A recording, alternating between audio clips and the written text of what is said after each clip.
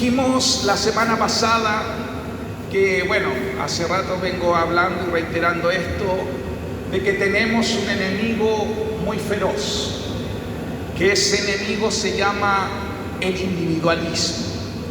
Y muchas veces ese individualismo se camufla en nuestras vidas, provocando soledad, provocando en nosotros, primeramente, creyendo, como dice un dicho, que somos la última chupada del mate, ¿cierto? O el hoyo del queque también, ¿cierto? Eso es un dicho muy chileno que decimos, porque a veces en Cristo también pensamos que el cristianismo es algo individual, que el cristianismo es algo que yo puedo estar por sobre los demás. Y dada la palabra que leyó aquí delante Vicente, y que sé que fue uno de los temas ayer en el retiro de jóvenes, la pregunta es sobre qué ídolos tú no te humillarás, sobre qué ídolos tú no te postrarás. Muchas veces nosotros pensamos en los ídolos. ¿En qué ídolos pensamos? En el dinero. Pensamos en los que venimos del mundo católico, pensamos en las estatuas, ¿cierto? Pensamos que esos son ídolos. Pero hay muchos ídolos y hay algunos que son muy sutiles. Cuando nosotros nos ponemos en el centro del universo, como decimos, en el centro de todo, cuando nosotros queremos hacer siempre nuestra propia voluntad, ¿sabe lo que estamos poniendo? Un ídolo. ¿Cuál es ese ídolo? Yo mismo. Y por eso, cuando nosotros vemos este ejemplo de esta palabra de estos tres jóvenes, ellos estuvieron dispuestos, como bien explicó Helen, estuvieron dispuestos no solo a ser salvados por Dios, sino que estuvieron dispuestos a morir, aún inclusive aunque Dios no los salvara. Cuando nosotros hablamos del compromiso con Cristo, cuando nosotros hablamos de ser discípulos de Jesús, cuando nosotros hablamos de realmente poner a Cristo en el centro, significa eso, que Él es el Rey, no importando que Él nos haga favores o no, porque muchos de nosotros pensamos, a veces hay mucha gente que cree que venir a Dios es como, Dios va a ser como ese genio, que tenemos que pedirle deseos, que tenemos que frotar la lámpara mágica para que Jesús nos conceda todo lo que queremos. Bueno, yo le quiero decir que Dios, por su amor y misericordia, no siempre le va a conceder todo lo que usted quiere, porque no siempre lo que usted quiere es la perfecta voluntad de Dios. No siempre lo que usted desea o anhela es lo que Dios quiere para usted. Por eso la pregunta, y creo que la reflexión dada la palabra de estos tres jóvenes es: ¿usted está dispuesto a comprometerse con Dios, a servir a Dios, a no postrarse sobre ningún ídolo, aunque Dios no les dé la respuesta que usted desea? Usted va a seguir amando a Dios, sirviendo a Dios, aunque a veces Dios se tarde en responder, aunque Dios a veces le diga espera, porque eso es el cristianismo. Todo lo demás es religión, todo lo demás es una falsedad, todo lo demás es lo que acabo de decir, es idolatría. El verdadero cristianismo es decir: yo esperaré en Dios el tiempo que tenga que esperar, y si Dios me dice que no, también estaré feliz, porque sé que Dios siempre quiere lo mejor para mí. La Biblia dice que los pensamientos de Dios son buenos para con nosotros. Dios piensa bien, porque yo sé los pensamientos que tengo acerca de vosotros, dice Jehová, pensamientos de bien y no de mal. Esos son los pensamientos de Dios.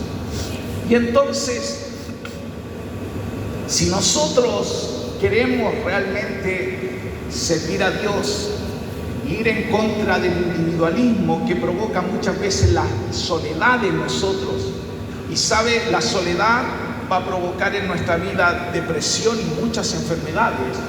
Por eso al enemigo le gusta tenernos aislados. Al enemigo le gusta que la gente sea individualista. Al enemigo le gusta que la gente ame la soledad.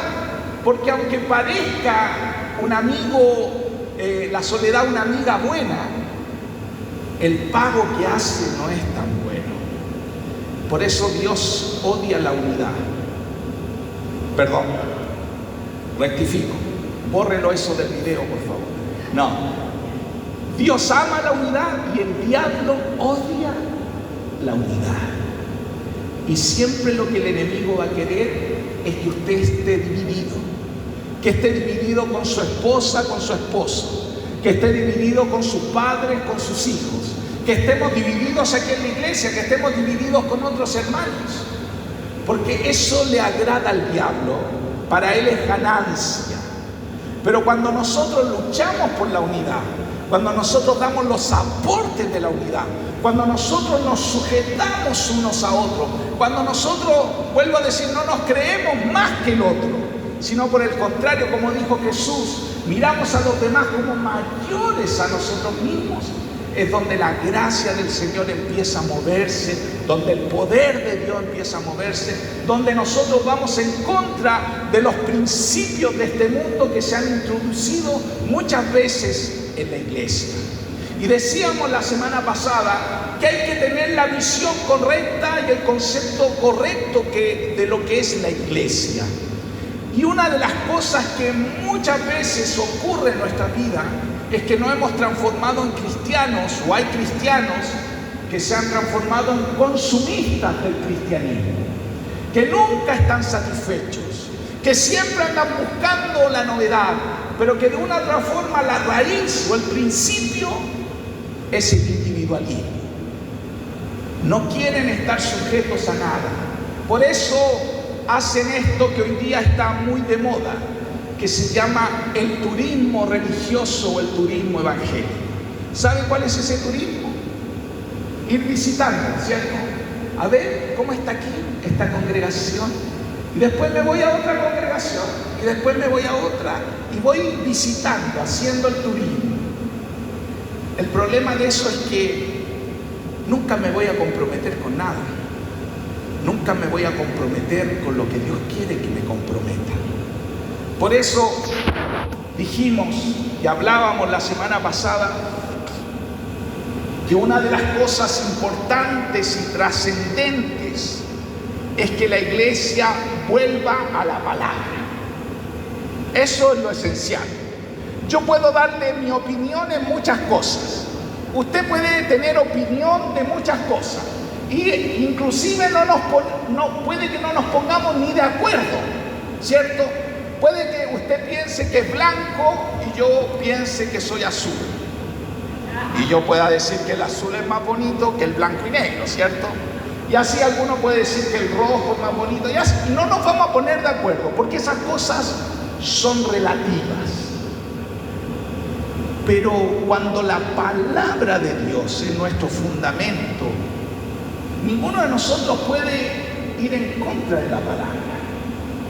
Y cuando la palabra está en el centro de todo lo que enseñamos, de todo lo que hacemos, como dice, cuando la didaqué y el querigma pasan a ser el centro de nuestro diálogo, de nuestra vida, de nuestras decisiones, todo es distinto. Entonces, hoy día vamos a leer un capítulo de la Biblia. Voy a explicarlo porque de una u otra forma, si nosotros queremos ir en contra del individualismo, si nosotros queremos realmente cumplir lo que está en el corazón de Dios, el sueño de Dios, que Él quiere tener una gran familia de muchos hijos semejantes a su Hijo Jesucristo, nosotros de una u otra forma tenemos que entender qué es lo que Dios quiere. Primero, qué es lo que Dios quiere para mí individual, como iglesia individual. Pero lo que Dios quiere para mí también es lo que quiere para mi hermano, para mi esposa, para mis hijos, para mis padres, para cada uno de los hermanos que va a iglesia en casa. Tiene que ser lo mismo. Y tenemos que apuntar lo mismo. Por eso estos tres jóvenes, no es que uno, como decimos, tiró para colina, ¿cierto? Ninguno arrugó, estaban ahí frente a la muerte. ¿Pero qué dijeron los tres? Ahí nosotros no nos inclinaremos ante cualquier ídolo. Y al Dios que servimos es capaz de salvarnos. Pero aunque no nos salve, nosotros no nos inclinaremos. La determinación. Pero era una determinación en unidad. Había una determinación de que no eran solos. Y de hecho estos tres también eran amigos ¿de quién? De Daniel. O sea, los cuatro estaban alineaditos. Porque eso provoca la unidad. Por eso nosotros tenemos que de una u otra forma entender lo que Dios quiere para cada uno de nosotros y comprender que eso es ser iglesia. Y hace muchos años atrás, cuando Jesús caminaba por esta tierra, sus discípulos en una situación, en una demanda que Jesús está haciendo a la multitud y que le está haciendo también a sus discípulos, ellos en una forma, podríamos decir, casi no sabiendo, casi podríamos decir, yo igual pregunto esto, o sea, me lo pongo en el contexto que cuando hacen esta pregunta los discípulos, también es como una pregunta de desesperación, pero al mismo tiempo de afirmación, de que solo a Jesús seguiría. Y esta pregunta que hacen los discípulos es: ¿a quién iremos? ¿A dónde iremos? Señor Jesús, ¿a dónde iremos? ¿A quién iremos? Quizás tú en esta mañana podrías pensar en esta palabra, en esta misma expresión, en esta misma pregunta, en esta misma interrogación que se hicieron sus discípulos. ¿A quién iremos? ¿A dónde irás, hermano? ¿A quién irás? ¿Quién realmente, en quién te puedes apoyar? ¿En quién puedes confiar? ¿En quién puedes descansar? Por eso es muy importante determinar esto que también determinaron sus discípulos. Si usted quiere, ahí vamos a basarnos en el capítulo 6 de Juan. Y vamos a comenzar leyendo Juan, el capítulo 6 ahí, pero los versos 68 y 69. Dice... Esta fue la pregunta que hace Simón Pedro a Jesús. Señor, contestó Simón Pedro, ¿a quién iremos? Tú tienes palabras de vida eterna y nosotros hemos creído y sabemos que tú eres el Santo de Dios. Cuando los discípulos, o Pedro en esta ocasión hablando por todos, hace esta pregunta, el contexto que estaba sucediendo, que puede ocurrirnos a nosotros, es que recién Jesús había terminado de hacer un gran milagro. ¿Y saben cuál era ese gran milagro? Había alimentado a 5,000 hombres, sin contar las mujeres y los niños. Se estima más de 10,000 personas que las alimentó con 5 panes y 2 peces. Hizo el gran milagro. Todos estaban atónitos. Yo no sé si usted ha visto alguna vez un milagro así. Yo no lo he visto nunca. ¿Alguien lo ha visto aquí esto? ¿Alguien ha visto así? Nosotros hemos visto en nuestra casa que Dios nos ha multiplicado el gas. Cuando se tenía que acabar o se había acabado, Dios nos ha dado más días de gracia con el gas. Y no es que nos pusimos, Samuel y yo, a llenar el gas, sino que el gas lo multiplicó el Señor. Y esto lo hemos visto. Hemos visto la provisión cuando también nos ha faltado el dinero, ¿cierto? Y Dios ha provisto y nos ha alcanzado. Pero yo nunca he visto un milagro tan especial como esto de alimentar a 5.000 personas. Y después de esto, el contexto es que la gente estaba tan maravillada que ¿sabe qué empezó a decir? Hagamos a Jesús como rey. O sea, era como, Él es el rey, Él es el rey. A ver, Él es el rey de la gloria. Cantemos, a ver. Él es el rey, Él es el rey. Otra vez. Ya.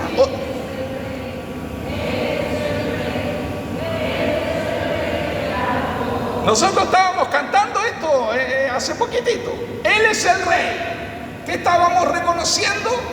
Que Él es el rey. ¿Sabe? La gente empezó a decir, hagamos al rey. No sé si cantaban esta canción, pero estaban diciéndole, hagamos a Jesús como nuestro rey. Que Jesús sea nuestro rey. Amén. Solo rey para Samuel. ¿Qué más quiere que Jesús sea el rey? Hagamos a Jesús como nuestro rey. Amén. Dígale al que está al lado, Jesús es el rey. Entonces la gente estaba conmovida, emocionada por lo que había hecho Jesús. Un gran milagro a la vista de todos. Les había dado de comer y la gente entusiasmada respondió a este milagro diciendo, vamos a hacerlo rey. Es más, cuando Jesús ve esto, dice que Él se aparta y le dice a sus discípulos, váyanse al otro lado del lago. Y los discípulos van, Él se va a orar. ¿Y qué? Aquí ocurre otro milagro. Jesús camina por el agua. ¡Wow! Y esto es maravilloso. Entonces, cuando los discípulos cruzan a Capernaum, la gente lo empieza a buscar y ve que no está, pero sabe que sus discípulos se fueron al frente. Y toda la gente fue al frente, buscando a Jesús. ¿Por qué? Porque Jesús es el rey. Era eso. Vamos a leer, porque le estoy dando toda la historia para que comprenda. Entonces, la gente después que hace el milagro, Jesús lo declaran rey, pero Jesús se aparta de la gente, va a orar. Sus discípulos cruzan en un bote a Capernaum, a un pueblo de al frente. La gente no sabe dónde está Jesús. Jesús camina sobre el agua y la gente se va rodeando el lago para llegar al otro lado, buscando a Jesús para hacerlo rey. Bueno, no es tan así.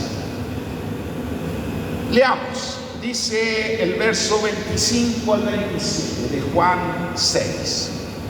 Cuando lo encontraron al otro lado del lago, le preguntaron, Rabí, ¿cuándo llegaste acá?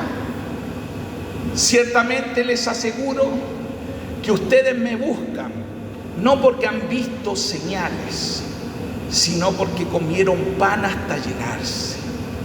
Trabajen, pero no por la comida que es perecedera, sino por la que permanece para vida eterna, la cual les dará el Hijo del Hombre. Sobre este ha puesto Dios el Padre su sello de aprobación. Entonces la gente, cuando lo encontró al otro lado, ellos vieron que sus discípulos fueron en el barco y Jesús, ¿dónde fue? Pero quedaron, entonces algunos supusieron, wow, Jesús vuela. Quizá algunos pensaron, Jesús vuela, Jesús salta. Quizá algunos supieron que Jesús caminó por el agua, pero ellos lo andaban buscando. Pero Jesús conocía las motivaciones de las personas. ¿Por qué lo andaban buscando? No era para reconocerlo realmente como rey, no era para postrarse delante de él, sino que tenía malas motivaciones. Su motivación era para llenarse, dice Jesús, porque habían comido, querían más de la comida terrenal, de la provisión terrenal. y no de la espiritual. Entonces, una pregunta reflexiva que podemos hacernos en esta tarde: ¿por qué tú buscas a Jesús? Primero, si es que le buscas. ¿Cuántos buscan aquí a Jesús todos los días? ¿Cuántos buscan su palabra? ¿Cuántos buscan hacer su voluntad? A ver, levante la mano. Ya, ahora para los que lo buscan, porque si tú no lo buscas, en realidad no te puedo preguntar esto, pero si tú lo buscas, ¿por qué lo buscas? ¿Cuál es tu motivación? ¿Cuál es tu interés? La gente de este contexto, de esta palabra, solo quería más comida temporal, pero no entendían la verdadera comida, esa comida eterna, esa comida que no perece. De hecho, Jesús por eso les dice: trabajen, esfuércense por la comida que no perece.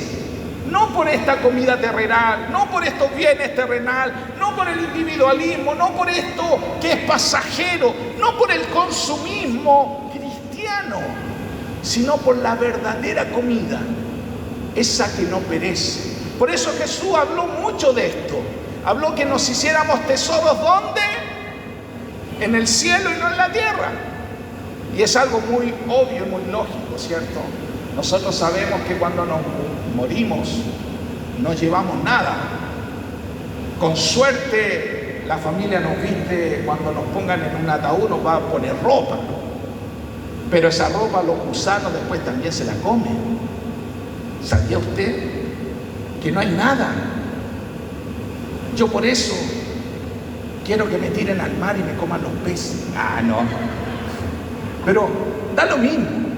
El cuerpo es cuerpo, ya no va a estar. Por eso no hay nada que quede en esta tierra. Lo único que va a quedar es nuestro espíritu en la eternidad. Entonces la gente le pregunta a Jesús. Leamos el verso 28 y 29. Dice: ¿qué tenemos que hacer? Le preguntan, para hacer las obras que Dios exige. Le preguntaron. Esta es la obra de Dios, que crean en aquel a quien Él envió. Le respondió Jesús. La gente a Jesús, cuando los confronta y les dice: ustedes no me están buscando realmente, como me cantaban recién.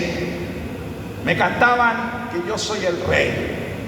Me cantaban que no hay otro Dios como yo. Me cantaban que todos los demás dioses son falsos. Me cantaban que yo estoy sentado en un trono, que yo soy digno. Pero la verdad es que parece que ustedes cantan y no es tan cierto lo que cantan. Porque si yo soy el rey, yo soy el rey en todas las áreas de tu vida. Y por eso la gente, para excusarse, le preguntan a Jesús: ¿qué debo hacer, Jesús? ¿Qué exigencia tengo que cumplir? Y Jesús le dice: fácil. Primero, tienes que tener fe en mí.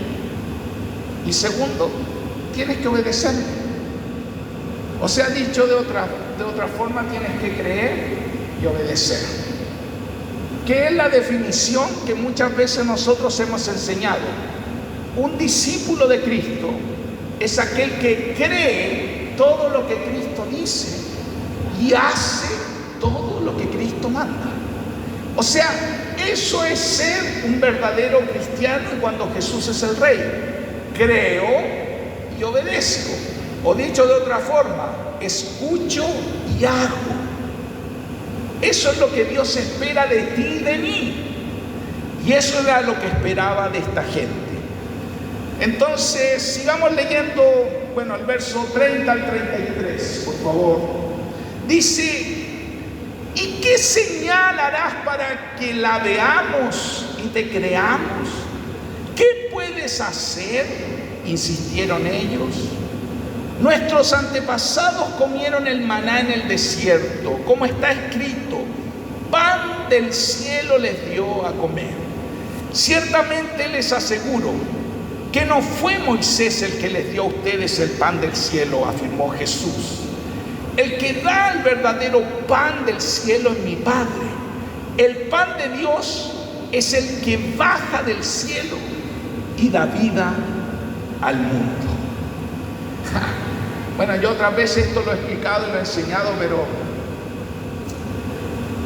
en realidad son sinvergüenza, eran estas personas, estas personas que estaban en este contexto de esta palabra. ¿Por qué digo sinvergüenza? Porque le preguntan a Jesús, ¿qué señales harás? Yo comencé diciendo el contexto de esta palabra. ¿Cuál era el contexto de esta palabra? ¿Qué había hecho recién Jesús? El gran milagro. Alimentar a más de 5,000 personas con algo tan pequeño y tan poco. Por eso yo comencé diciendo que yo jamás he visto eso. Pero esta gente lo vio. No solo lo vio, comió. Y no solo comió, sino que después vio que sobraron 12 canastas de todo lo que habían comido. Sobró. Porque Dios da no solo lo justo, da siempre en sobreabundancia. Dios es así. Pero la gente le pregunta, ¿qué milagro harás? Yo creo que este es el engaño mayor que muchas veces a los hijos de Dios nos trae el enemigo. Porque muchas veces, no sé si te pasa a ti, pero a mí a veces me pasa, que sobre todo cuando estoy orando, estoy pidiendo algo, se me olvida lo que Dios ya ha hecho. Se me olvida los milagros que Dios ha hecho en mi hogar, en mi vida, en mi salud, etc. Y como que me desespero, Señor, ¿cuándo harás un milagro? Y como que de repente el Espíritu Santo me susurra y me recuerda lo que Él ya ha hecho. Los milagros en toda esta vida, en todo este caminar que yo he caminado con Cristo, todo lo que Él ha hecho.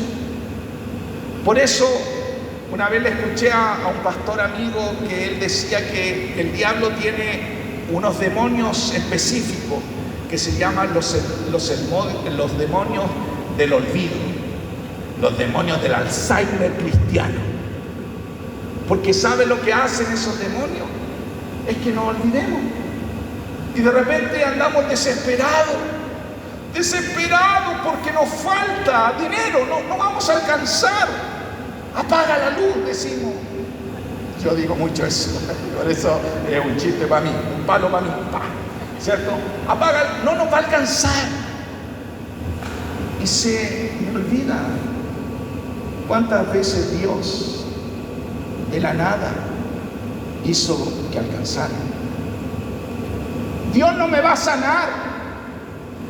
Y a veces te olvidas de cuántas veces Dios ya te sanó en el pasado.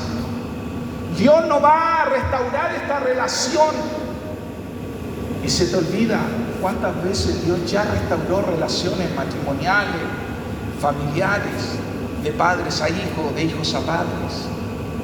Dios es el Dios que hace cosas. Pero esta gente, por eso digo sinvergüenza, no es que habían pasado. Porque a veces a nosotros se nos olvida, porque no sé, pasaron 5 años, o pasó el año pasado, o pasaron 10 años, no sé. Pero estos compadres, el día anterior habían comido del maná.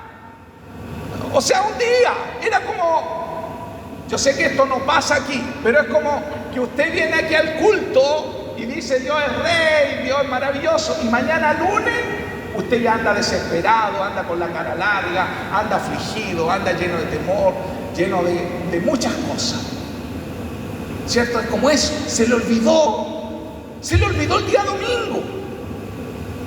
Y por eso, bueno, disculpe que vuelva atrás, pero es como lo que yo decía, es como que usted cree que venir a la congregación es como venir a un servicentro a llenarse, ¿cierto? A llenar el vasito, a llenarse de benzina. Y por eso cuando se le acaba la benzina, usted se desespera. Pero la verdad es que no puede ser así. No puede ser así. Cristo no quiere que sea así.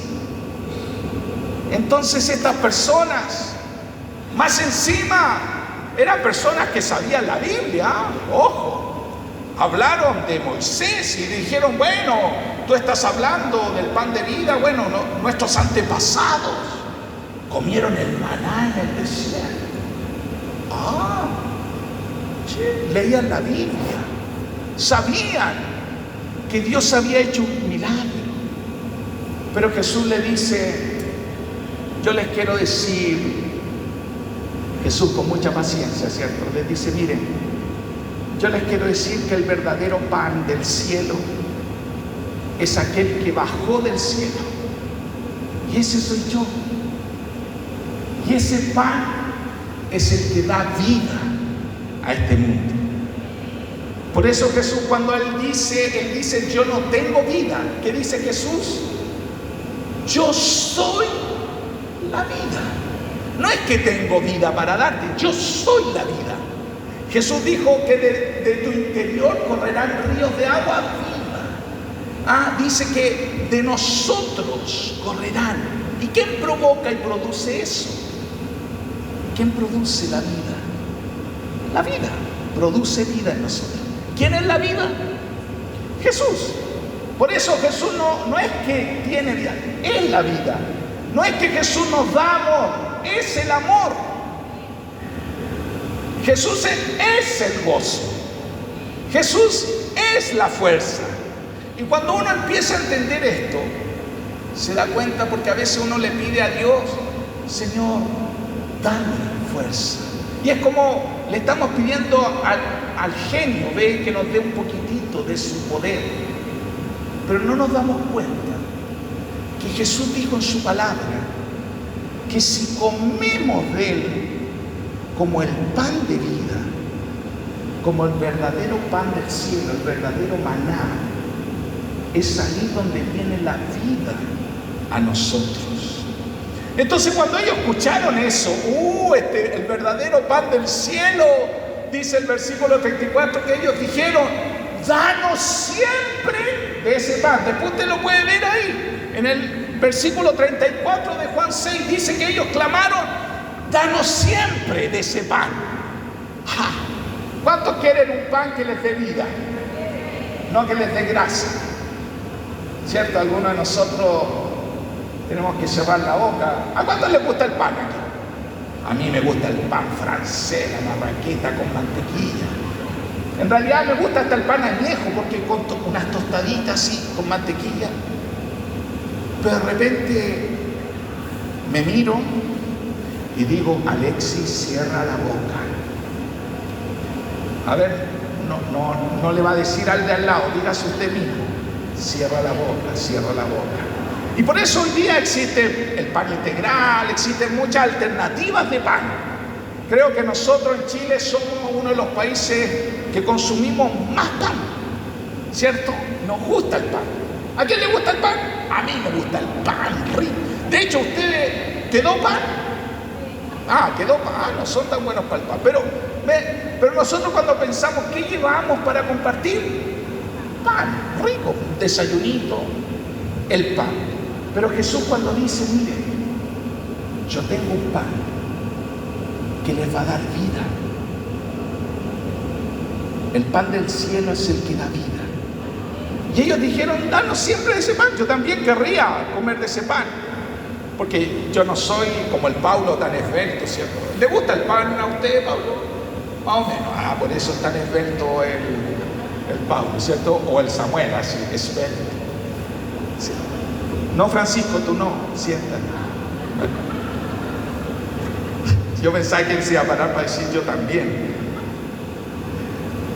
Entonces, continuamos leyendo, dice el versículo 35 al 38 y el 40.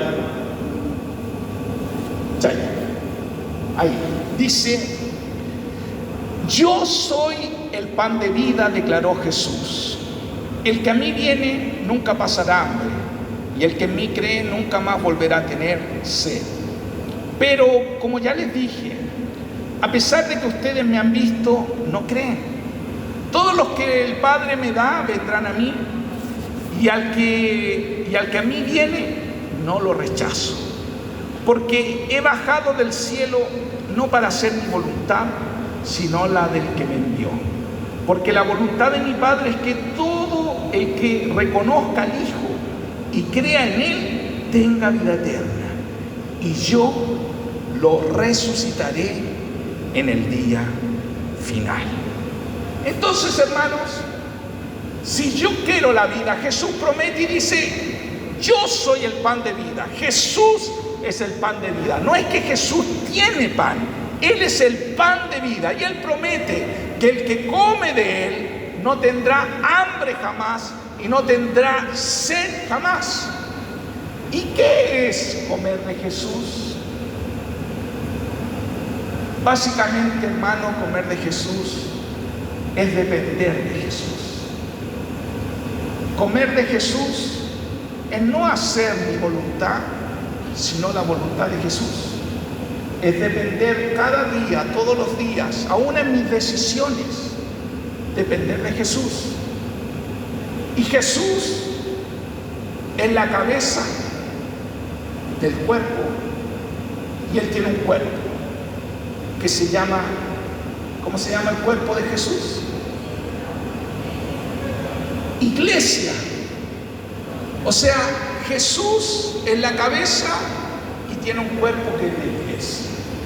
Y cuando yo hablo de depender de Jesús, yo no estoy diciendo solamente: yo voy a depender de la cabeza, solo la cabeza, lo que me diga la cabeza.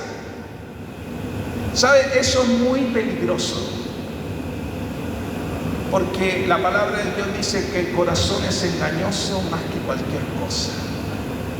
Dice: ¿quién conocerá el corazón sino Dios? ¿Y sabe por qué Dios dejó el cuerpo? Porque ahí es donde nosotros vamos confirmando lo que creemos que Dios nos está diciendo, mandando o hablando.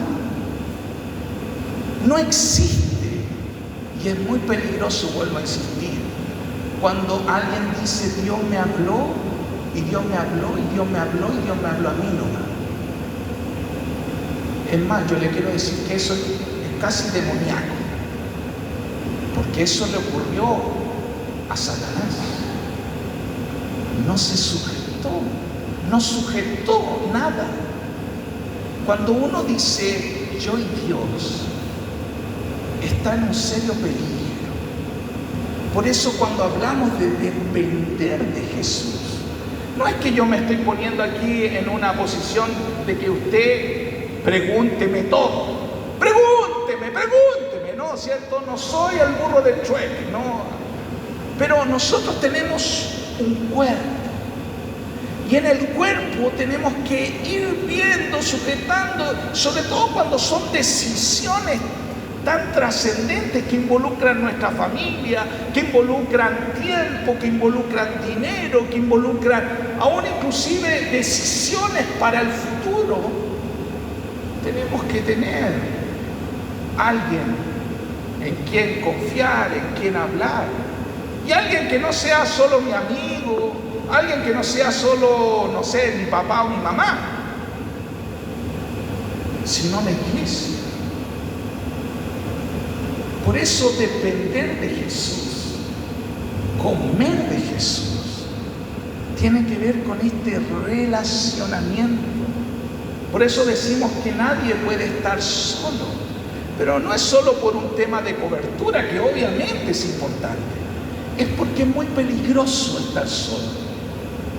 El carboncito que está solo de la fogata tiende a apagarse.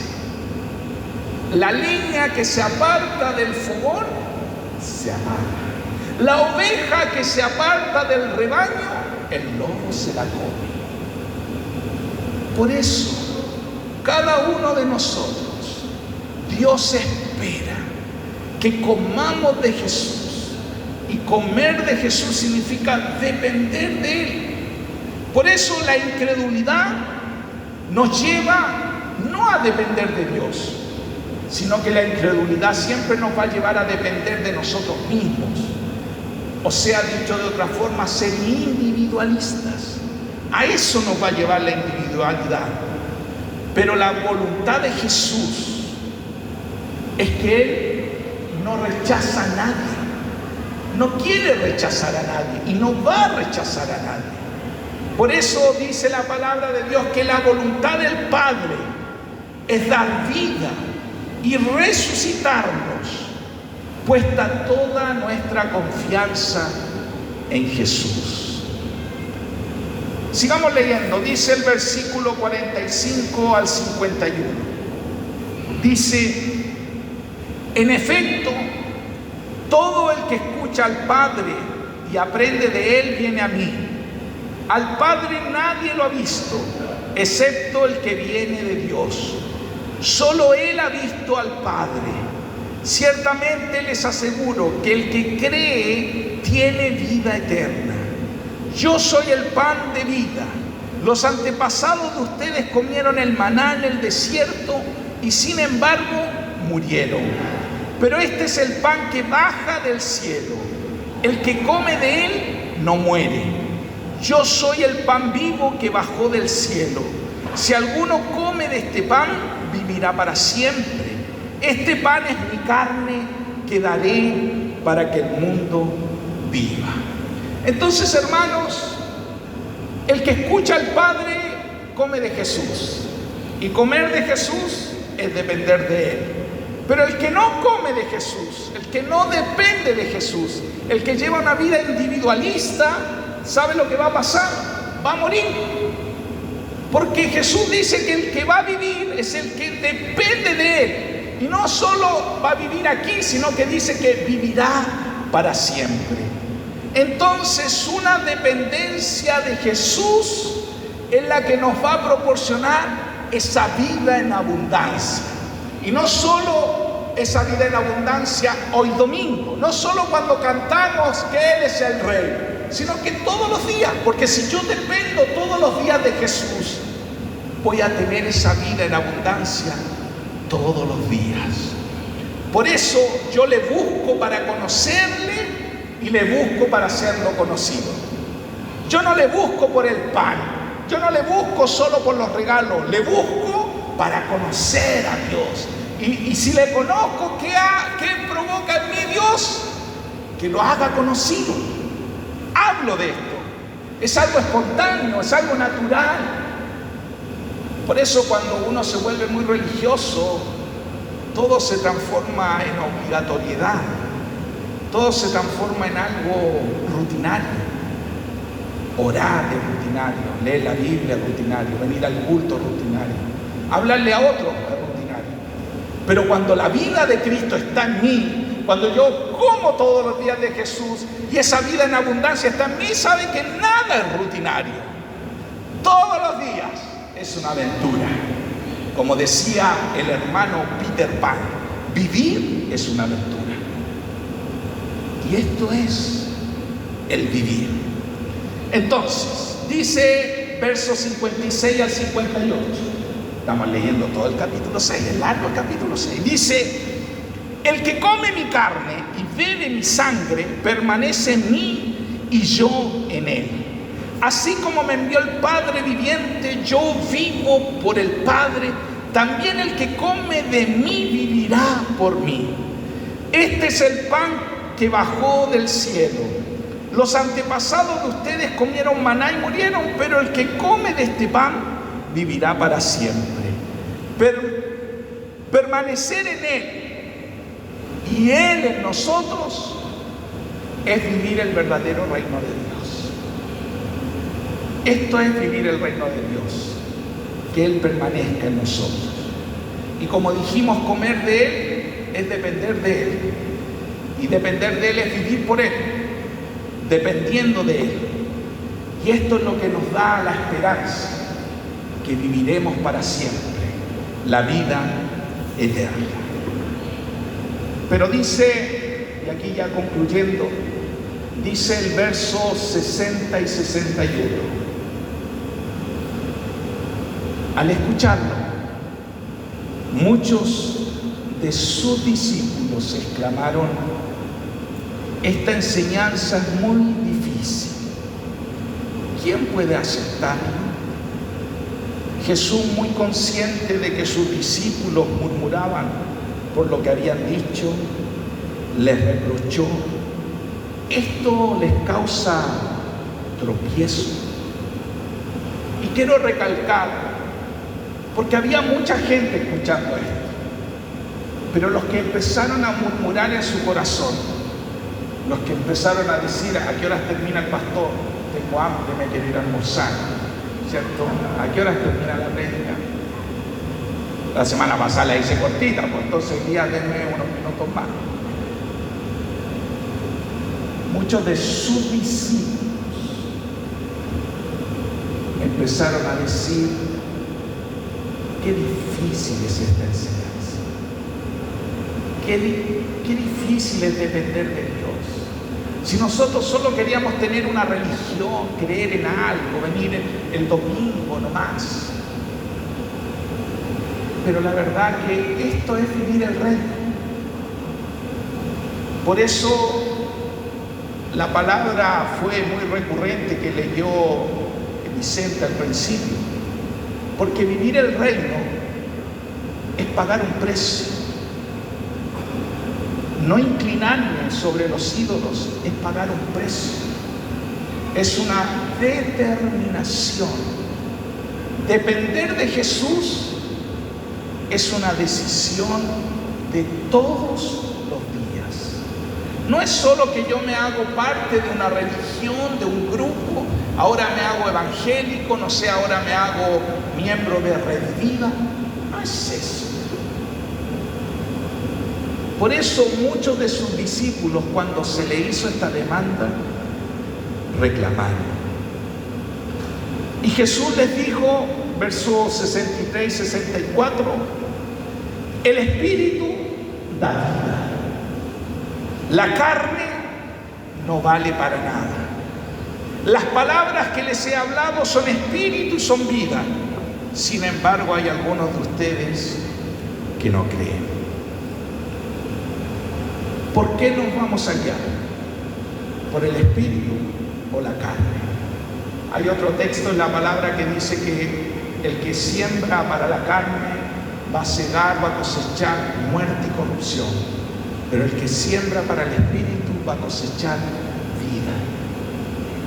Por eso Jesús dijo, el vivir por la carne no sirve para nada. Dicho de otra forma, el vivir en el individualismo no sirve para nada. El vivir solo para usted no sirve para nada.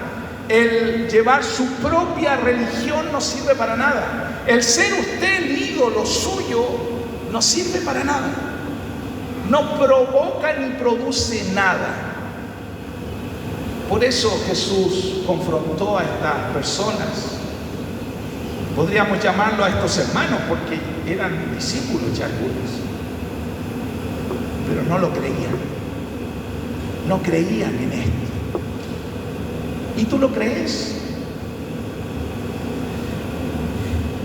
Y quiero leer el versículo que sigue, el 66. Para mí es uno de los versículos más tristes, no solo de este capítulo, de la Biblia. Porque dice, desde entonces, muchos de sus discípulos le volvieron la espalda y ya no andaban con él. A veces nosotros decimos que la apostasía es de este tiempo, pero la apostasía comenzó desde los comienzos de la iglesia, porque hay personas que no quieren pagar el precio de ser discípulos y de poner a Cristo en el centro, de decir no me inclinaré delante de otros ídolos. Y por eso Jesús, el primer versículo que leímos, ¿cierto? Al principio, Jesús les pregunta, que es el versículo 67, Les pregunta a Pedro y a los otros. Les pregunta, ¿también ustedes quieren irse? ¿También ustedes quieren marcharse? Yo a veces escucho esta palabra que Dios me la dice a mí: Alexis, ¿tú también te quieres ir?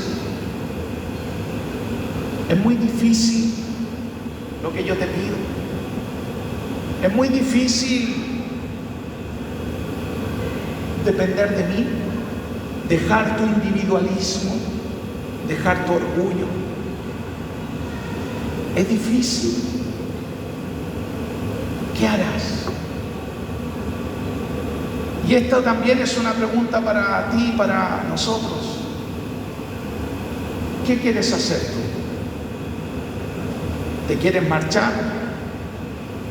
Aunque no te vaya bien, aunque Dios no te responda, aunque a veces Dios demore, ¿te quieres ir? Aunque parecieras no ver nada, no ver el milagro, ¿te quieres ir? Quizás lo que el Señor quiere es que digamos lo mismo que dijo Simón Pedro y los 12. Pero Señor, ¿a quién iremos? Si solo tú tienes palabras de vida eterna. Solo tú. Y esto sí es algo personal e individual. La decisión es individual frente a Dios de decir: yo te seguiré, yo no me inclinaré sobre ningún ídolo, yo te seguiré hasta el fin. Póngase.